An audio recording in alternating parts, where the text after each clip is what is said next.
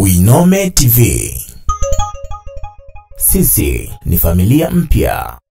Hii ni fursa kubwa kwetu, ni baraka kubwa na ni heshima kubwa. Kwa hiyo tuko pamoja na wageni wetu kuweza kuona tunairatibu vipi shughuli hii ambayo inaenda kufanyika tarehe 1 mwezi wa 5. Kwa hiyo maandalizi yanakwenda vizuri. Leo sisi hiki ni kikao cha 3, lakini kwa maana kikao kikubwa katika hadhi ya kitaifa na kimkoa, hiki ni kikao cha kwanza. Nimekuta tunajadiliana ni namna gani tutatafuta fedha au huduma kuhakikisha kwamba shughuli hizi zinaenda kufanyika kama ambavyo wageni wametarajia, kama ambavyo serikali imetarajia. Kwa hiyo tunawakaribisha sana, karibuni sana. Shughuli zetu tunatarajia zitafanyika katika uwanja wetu wa Liti hapa manispaa ya Singida. Lakini tutakuwa na shughuli nyingine kabla kuelekea kwenye kilele.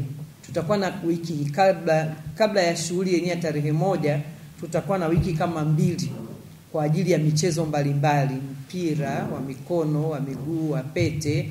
Kwa hiyo michezo mbalimbali, riadha itakuwa inafanyika katika mkoa.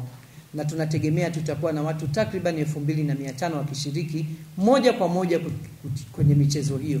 Ni waajiriwa, ni watumishi, ni viongozi wanaotoka kwenye taasisi mbalimbali, ikiwa ni taasisi za serikali na sekta binafsi.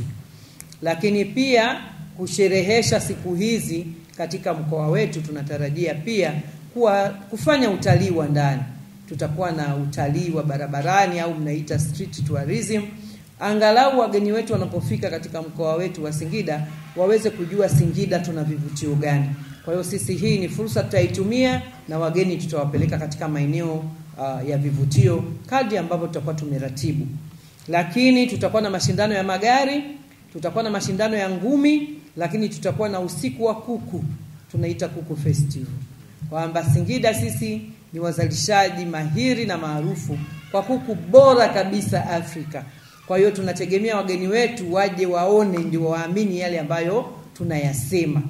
Lakini tutakuwa na maonyesho yataongozwa na wenzetu wa OSHA, lakini na sisi hapa ndani tutakuwa na maonyesho mbalimbali na kazi mbalimbali ambazo wana Singida wanazifanya. Lakini mbali na hivyo tutakuwa na burudani nyingi za ndani na zile za nje kutoka maeneo mbalimbali, kuanzia ngoma za asili, muziki wa kizazi kipya, muziki wa dansi. Kwa hiyo ili hali tu Singida tunaenda kufunga mtaa. Lakini vivyo hivyo tutakuwa na baadhi ya barabara tutakazokubaliana tutazifunga kwa kipindi hicho, kuhakikisha usiku kucha tunafanya shughuli, tunafanya biashara, lakini watu wanapata namna ya kufurahi baada ya kufanya kazi ngumu toka Mei Mosi iliyopita mpaka Mei Mosi hii ya sasa. Kwa hiyo karibuni sana wanahabari, viongozi hawa tuko nao, mnaweza mkawahoji na mkaweza kusikia kutoka kwao ni nini wamekuja nacho katika mkoa wetu wa Singida. Asanteni sana.